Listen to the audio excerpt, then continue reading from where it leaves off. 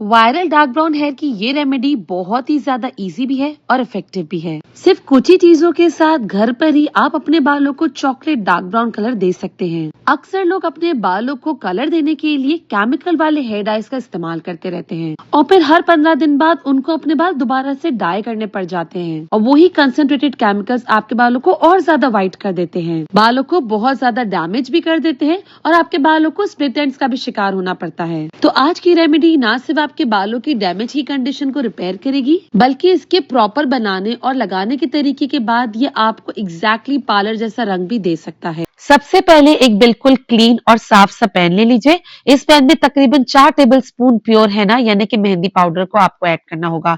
अगर सिर्फ आपके फ्रंट रूट्स और साइड के टेम्पल्स को आपको कवर करना है तो ऑब्वियसली क्वांटिटी आप हैना की कम रखोगे, लेकिन अगर आपके मीडियम हेयर लेंथ में या पूरे बालों में आपको कवर करना है तो 4 से 5 टेबलस्पून से आप इसको स्टार्ट कर सकते हो और अपनी हेयर की लेंथ और बाल कितने घने हैं उसके हिसाब से आप हैना को इंक्रीज कर सकते हो। अब सबसे इंपॉर्टेंट चीज है इसकी फ्लेम। फ्लेम को आपको बिल्कुल लो रखना है। हमें यहाँ पर मेहंदी को फ्राई नहीं करना, जलाना नहीं है, सिर्फ बहुत ही जेंटली सा ड्राई हीट देनी है और पैन में कोई भी ऑयल या पानी कुछ भी कोई भी लिक्विड आप ऐड नहीं करोगे। स्पैचुला से मेहंदी को कंटिन्यूअसली हिलाते जाओ। एक जगह पे पाउडर को अगर पड़ा रहने दोगे तो पैन के बॉटम पे वो नेचुरली ज्यादा हॉट होता है, उस वजह से वो चिपक कर जल जाएगा और अनइवनली हीट की वजह से वो खराब हो जाएगा। तकरीबन आपको इसको 1 से 2 मिनट तक ही इतने से जेंटली इसको हीट करना है, उतना इनफ होगा। और टाइमर से ज्यादा अपनी आईज और नोज को यूज करो। लगता है कि अगर जल रहा है तो उसको चूल्हे को हल्का करके बंद भी कर सकते हो।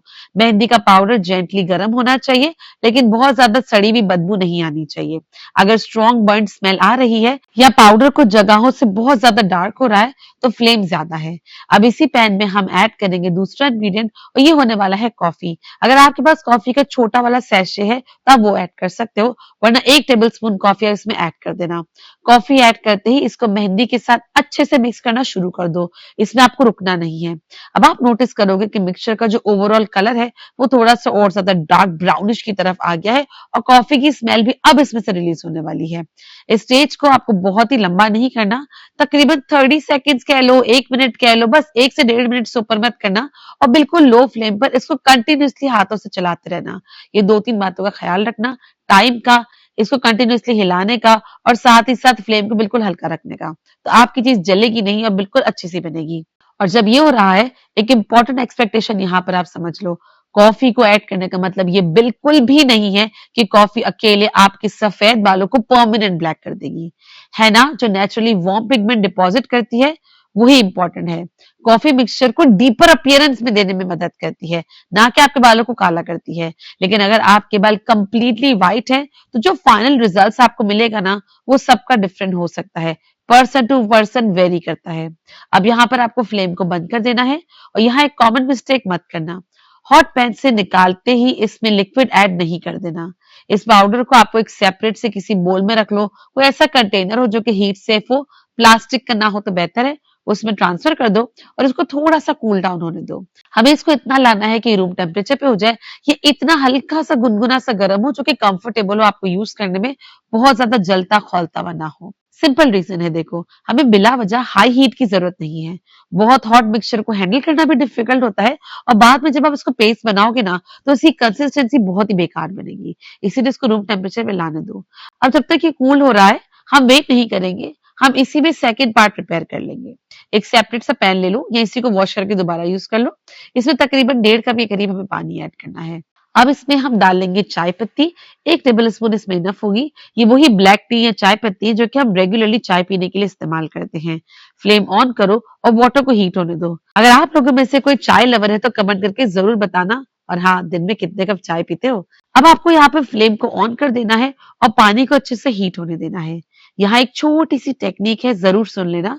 वाटर को पहले से पूरा बॉइलिंग होने मत देना। आप इंतजार मत करना कि वाटर बॉईल होगा फिर आप ऐड करोगे। जैसे ही वाटर प्रॉपरली हॉट हो जाए और बॉटम से हल्के हल्के से छोटे छोटे से बबल्स नजर आए ना, इस स्टेज पर हम बाकी इंग्रेडिएंट्स को ऐड करना स्टार्ट कर देंगे। सबसे पहले हम डालेंगे इसमें लौंग यानी कि क्लोव, तकरीबन 4 से 5 लौंग आपको इसमें ऐड करनी होगी। फिर हम इसमें डालेंगे अगला इंग्रेडिएंट जो कि होने वाला है मेथी दाना, तकरीबन 1 टीस्पून। लौंग और मेथी इसमें जरूर डालना, इसलिए नहीं कि वो आपके बालों को सडनली काला कर देगा, इसलिए क्योंकि वो आपके बालों के पिगमेंट को सपोर्ट करेगा, साथ ही साथ आपके बालों की जो जड़ें हैं उसको मजबूत करेगा।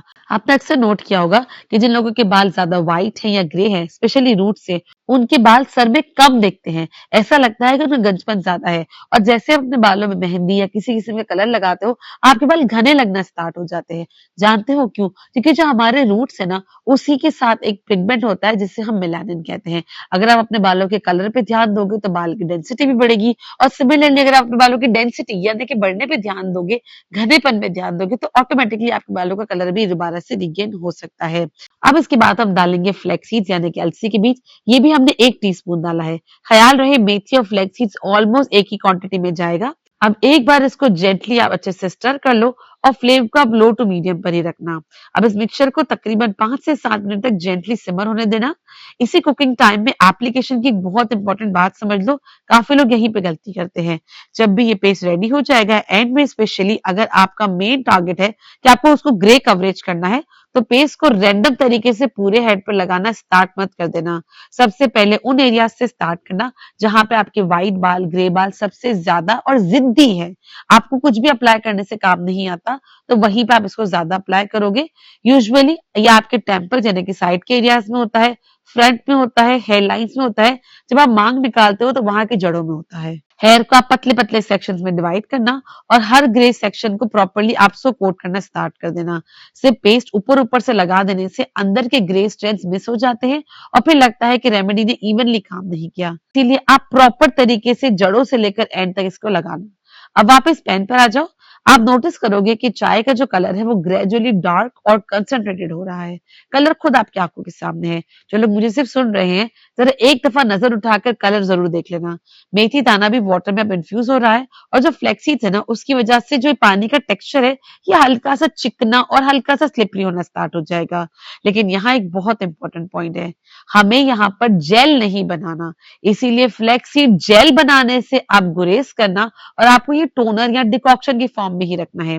अगर आप इसको बहुत देर तक बॉईल करते रहोगे या फ्लेक्सीड को ज्यादा क्वांटिटी में कर दोगे ना, तो फ्लेक्सीड जेल रिलीज होना शुरू हो जाएगा, और वो लिक्विड बहुत थिक हो जाएगा, जो कि हम यहाँ पर नहीं चाहते।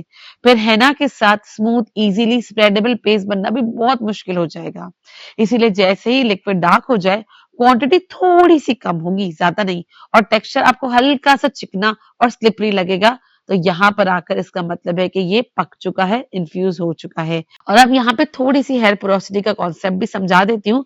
काफी लोग मुझसे पूछते हैं, अगर आपके बाल ऑलरेडी एक्सट्रीमली ड्राई हैं, डैमेज हैं, पहले आप ब्लीच करा चुके हो, या आपके बाल हाई पोरोसिटी हैं, तो हेना के बाद हेयर थोड़े से स्टिफ या ड्राई फील हो सकते हैं। ऐसे हेयर में आपको बार बार अननेसेसरीली पूरे बालों में हेना अप्लाई करने की जरूरत नहीं है। अगर लेंस का कलर ऑलरेडी आपको लगता है कि ठीक है और सिर्फ रूट्स ग्रे हो रहे हैं, तो मेनली आप रूट्स पे लगाओगे। और अगर आपके बाल लो पोरोसिटी के हैं, आप बहुत सारे प्रोडक्ट्स भी लगाते हो, तो उस केस में आपको बहुत ज्यादा इसको अप्लाई करने की जरूरत नहीं है। 1 से 2 कोटिंग हर सेक्शन में इनफ होगी। क्वांटिटी का थोड़ा सा ख्याल रख लेना। ज्यादा पेस्ट का मतलब ज्यादा कलर नहीं है, प्रॉपर सैचुरेशन इंपॉर्टेंट होती है। अब हमारा लिक्विड तकरीबन 5 से 7 मिनट तक इसमें अच्छे से सिमर हो चुका है। फ्लेम को आपको यहाँ पर ऑफ कर देना है, और इमीडिएटली इसको स्ट्रेन कर देना है। अगर आप इमीडिएटली स्ट्रेन कर दोगे तो ही फायदा है, क्योंकि फ्लेक्सीड की वजह से अगर इसको पैन में बहुत देर तक छोड़ दोगे ना, तो कूलिंग के साथ साथ लिक्विड थोड़ा थोड़ा थिक होना स्टार्ट हो जाएगा। इसलिए वार्म कंडीशन में ही इसको स्ट्रेन करना ज्यादा आसान रहता है और फीजिबल भी रहता है। स्ट्रेनर से चाय पत्ती, क्लोव, मेथी और जो अलसी के बीज हमने डाले थे, वो आप एकदम से सब सेपरेट कर लो। जितनी छन्नी पतली यूज करोगे उतना ज्यादा फायदेमंद है। आप चाहो तो यहाँ पे कपड़ा भी इस्तेमाल कर सकते हो। अब जो डार्क हर्बल लिक्विड मिला है, उसको हम साइड में रख देंगे, लेकिन अभी इसको हेना में मत डालना। अगर आप बॉइलिंग हॉट पानी में इसको डाल दोगे ना, तो फायदा नहीं होगा। इसको हल्का सा कूल होने दो। हमें लिक्विड कोल्ड भी नहीं चाहिए, ना ज्यादा गर्म ना ज्यादा ठंडा, बस हल्का सा गुनगुना सा गर्म हो, जिससे हम कहते हैं ये कंफर्टेबली वार्म लिक्विड है। यानी अगर बोल को कंफर्टेबली हैंडल कर सकते हो, that's approximately the temperature we are looking for. अब जब लिक्विड थोड़ा सा ठंडा हो जाए, इसी टाइम पे एक और इम्पोर्टेंट चीज कर लो, ये करो पैच टेस्ट। स्पेशली अगर आप फर्स्ट टाइम हेना को यूज कर रहे हो या कोई न्यू ब्रांड की हेना यूज कर रहे हो या आपकी स्किन बहुत सेंसिटिव है तो पैच टेस्ट स्किप मत करना। और अगर हेयर प्रीवियसली आपके ब्लीच है या केमिकल से पहले कलर हो चुके हैं तो एक ऐसा बालों का स्ट्रैंड ले लो जो कि पीछे छुपा हुआ हो और उस पे इसको टेस्ट करके देखो। इससे पूरे हेड पे लगाने से पहले आपको आइडिया मिल जाएगा कि जो आपके एग्जिस्टिंग बालों का कलर है ना वो इस हेना को लगाने के बाद कैसे चेंज होगा।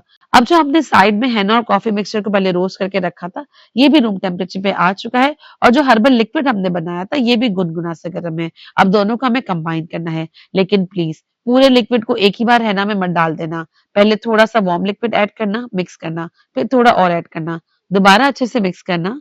साइड और बॉटम से पाउडर को अच्छे से स्क्रैप करते हुए एक साथ मिक्स कर लेना, फिर जरूरत के अकॉर्डिंग थोड़ा और लिक्विड डालना। इस प्रोसेस को स्लोली स्लोली करना, बहुत सारा एकदम से मत डालना तो ही ज्यादा फायदा है। हमें कंसिस्टेंसी अप्रोक्सीमेटली ऐसे रखनी है जैसे आपको थिक सा योगर्ट होता है ना, दही ऐसी, ना पानी की तरह रनी, ना ही आपको आटे की तरह इसको थिक करना है। जब आप इसे चम्मच या किसी स्पैचुला से उठाओ तो इस तरीके की कंसिस्टेंसी होनी चाहिए जैसा आप स्क्रीन पे देख रहे होंगे, लेकिन हेयर पर इजीली स्प्रेड भी हो जाए। और अगर आप इसको दाढ़ी के लिए यूज कर रहे हो तो आप उसके लिए भी यूज कर सकते हो, लेकिन फेशियल स्किन स्कैल्प से ज्यादा सेंसिटिव होती है, इसलिए आपको दाढ़ी या बियर्ड पे लगाने से पहले पैच टेस्ट करना लाजमी है। फ्रेशली शेव्ड हो, इरिटेटेड हो या डैमेज स्किन हो उस पर ये मत लगाना। और आईज और लिप्स के बहुत क्लोज तो इसको बिल्कुल भी मत यूज करो। और हाँ, दाढ़ी में भी आपकी सेम एक्सपेक्टेशन रखना। व्हाइट बियर्ड पर है ना वार्म कॉपर रेडिश या ब्राउनिश पिगमेंट दे सकती है, सिर्फ कॉफी ऐड करने से white beard automatically jet black नहीं होगी। अब पेस्ट को अच्छे से मिक्स करते रहो जब तक बिल्कुल स्मूथ और क्रीमी कंसिस्टेंसी ना आ जाए। अगर बीच में कोई ड्राई पॉकेट नजर आ रहा है तो उसको आप चम्मच की मदद से अच्छे से मिक्स कर लो। पेस्ट स्मूथ होना बहुत इंपॉर्टेंट है, बिकॉज जितनी इजीली ये हेयर स्ट्रैंड को कोट करेगा उतनी ही इवनली आपकी एप्लीकेशन होगी। अब इस पेस्ट आपको कवर करना है और ऐसे इसको रेस्ट होने देना है। क्यों? ताकि इसमें जितना भी हेना है उसका डाई अच्छे से रिलीज होता रहे। एग्जैक्ट रेस्टिंग टाइम आपके हेना पाउडर के अकॉर्डिंग वेरी कर सकता है, इसलिए जो भी ब्रांड के हेना आप यूज कर रहे हो उसके इंस्ट्रक्शंस में ऊपर लिखा होगा कि इसे कितनी देर तक रेस्ट करने देना है। ऐसा जरूरी नहीं है कि अगर आप इसे रेस्ट नहीं करने दोगे तो ये काम नहीं करेगा। मेरी अपनी ही रेमेडी है जिसे मैंने बताया था कि आप इसे फौरन भी इस्तेमाल कर सकते हो। सिर्फ फर्क ये होगा कि आपको सोचिए इसके कलर है ना वो हल्के से डिफरेंट नजर आएंगे। रेस्ट होने के बाद एक बार पेस्ट को दोबारा से मिक्स करना। अगर रेस्ट करने के बाद थोड़ा थिक हो गया है तो बचा हुआ हर्बल लिक्विड थोड़ा थोड़ा कर कर आप कंसिस्टेंसी एडजस्ट कर सकते हो। बस अब हमारी रेमेडी यहाँ पर कंप्लीटली रेडी है। अब हेयर्स को आप सेक्शन में डिवाइड करो, अच्छे से लगा लो जैसे मैंने आपको बताया था। अगर किसी भी किस्म की कंफ्यूजन है एप्लीकेशन में तो आप मुझे कमेंट करके जरूर पूछ सकते हो। ये कमेंट सेक्शन आप लोगों के लिए ही बना है। जब प्रोसेस कंप्लीट हो जाए अब एक और इम्पोर्टेंट बात समझ लेना, सेम डे इसको शैम्पू से वॉश नहीं करना। आपको इसको लगा के रखना है और कुछ घंटे आप लगा सकते हो, तकरीबन 1 से 2 घंटा, मैक्सिमम 3 घंटा। 3 घंटे से ऊपर लगाओगे तो ये ड्राई होकर आपके बालों को तोड़ने लगेगा, इसीलिए आप इसको ज्यादा मत लगाना और सेम डे आप इसको सादे पानी से वॉश करोगे, शैम्पू मत करना। और हाँ, इमीडिएटली बालों के फाइनल कलर को जज मत करने लगना कि हमने लगाया बालों में तो कलर ही नहीं आया या बालों में ऑरेंज कलर आया। हेना का शेड इनिशियली थोड़ा सा ब्राइटर या वार्मर नजर आ सकता है, लेकिन नेक्स्ट 24 से 48 घंटे में ऑक्सीडेशन होती है। ऑक्सीडेशन के साथ शेड और ज्यादा गाढ़ा और डार्क होने लगता है। नेक्स्ट डे हेयर को प्रॉपर्ली क्लीन करने के लिए ये वाला शैम्पू इस्तेमाल कर सकते हो जो कि आप स्क्रीन पे देख रहे हो।